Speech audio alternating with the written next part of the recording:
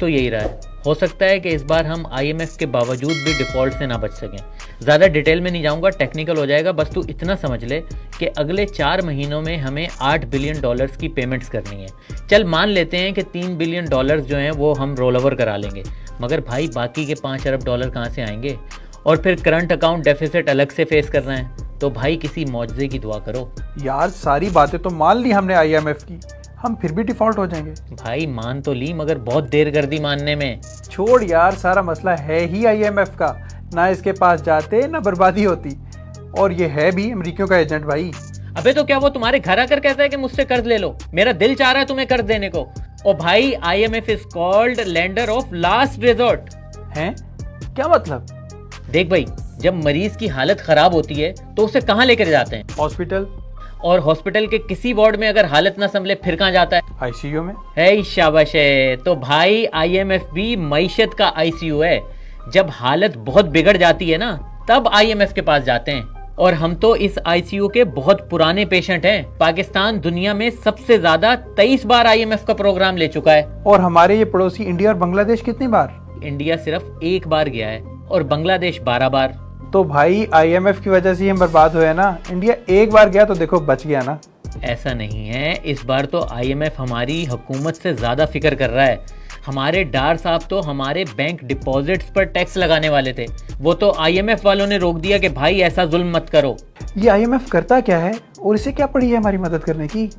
भाई देखो, IMF एक बॉडी है, जैसे यूनाइटेड नेशंस और नेटो है ना, वैसे ये एक मालियाती बॉडी है। और ये पाकिस्तान से ज्यादा पुराना है और इसे 1930 के ग्रेट डिप्रेशन के बाद बनाया गया था। हैं? कौन सा डिप्रेशन?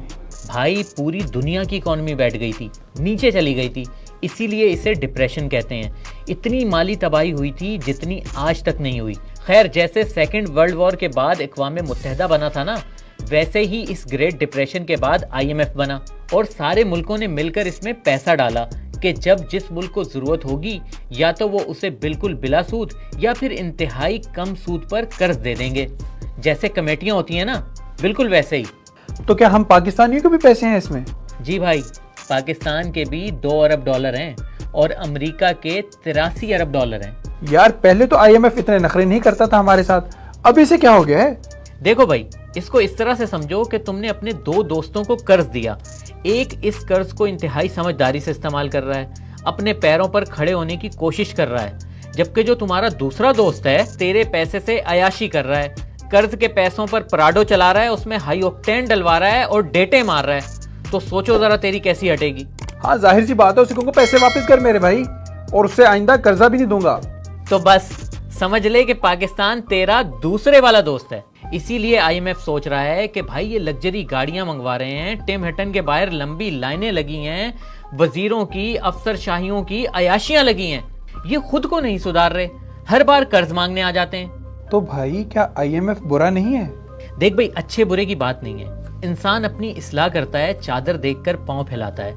अगर IMF बुरा है भी तो यार हम अपनी हालत इतनी बुरी क्यों कर लेते हैं कि हमें बार बार उस बुरे IMF के पास जाना पड़ता है।